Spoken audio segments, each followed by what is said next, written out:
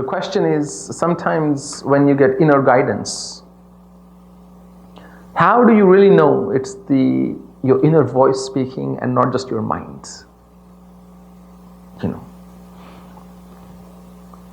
You see, mind is always justifying.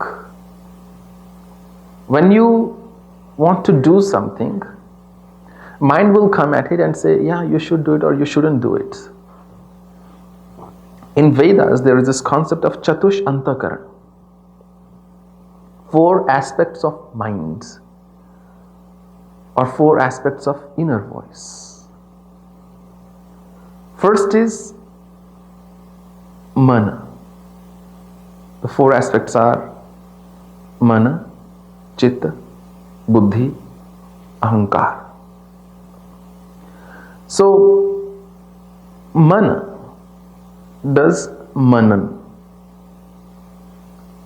The job of Mana, mind, so to speak, is to just reflect on it. Reflect on whatever it is that you want to do. So you get a thought, your inner voice says, I should meditate. I should learn how to meditate, and there is a retreat coming up, and I'd like to join that retreat. A thought has come in mind, and after a thought has come, mind's job is over. And mind passes it on to Chitta. Chit is movement of the mind. And Chit does what's called Chintan. Chit will start to reflect on it. Do I really want to meditate? Should I instead not buy an iPhone? Should I really spend that much money? And should I be spending part of my vacation in a retreat when I don't even know what they were talking about? Should I travel all the way? And Chitta does Chintan all the time, most of which is blabbering of the mind, nothing else. The more still your mind, the less you do Chintan, and the more you get to what's called Buddhi. Buddhi is the intellectual aspect of your mind. Once Chit is leaned towards making a decision, it will pass it on to Buddhi. Now you decide. Because Chit becomes tired. It gets tired of thinking so much, and then says to Buddhi, okay, now I think I want to go, I'm not sure, but you decide. And then it gets passed on to Buddhi, your intellectual aspect or intelligence. And that makes the decision. It says, yes, done, I'm going to do it. Or no, I'm not going to do it. Once you have made a decision, then people of fickle minds will pass on the baton to Chit again. They will give the buck, they'll pass on the buck to Chit, and it'll start to think again. Really, you really think you want to do it?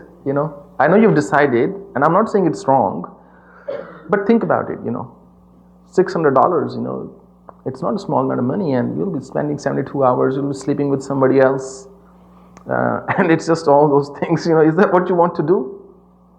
But those who are not fickle-minded, when you really have to think so much over something, it's not your inner voice.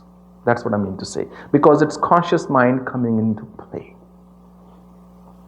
When it's your inner voice, so I will first finish this. Once from Buddhi, then it gets passed on to Ahankar, ego, sense of existence, sense of individual existence. And ego will say, yes, I deserve this much. I should go. I do so much, and I deserve some time off. And it's not like I'm asking somebody or anybody, I'm helping myself, I'm going to go. So now in this case, you have gone through calculation. This is calculation of the mind. But when it comes to inner voice has no confusion. There is no confusion when you come to the pursuit of inner voice. When I had to renounce, there was no confusion. When I had to go to the Himalayas, there was no confusion. When I knew I had to meditate, there was no confusion in my mind. You can also make decisions without confusion out of ignorance, for sure. But specifically in terms of difference between inner voice and mind, inner voice, it says only once. Mind will keep talking. Inner voice doesn't. And there is no rationale, no logic, no calculation, no comprehension, no even understanding of that voice. It's just something deep inside you that keeps on nudging you, no, go seek this path, go seek this path. And you can't curb that voice. There's no confusion in that voice. And it just continues to become louder and louder and louder and louder.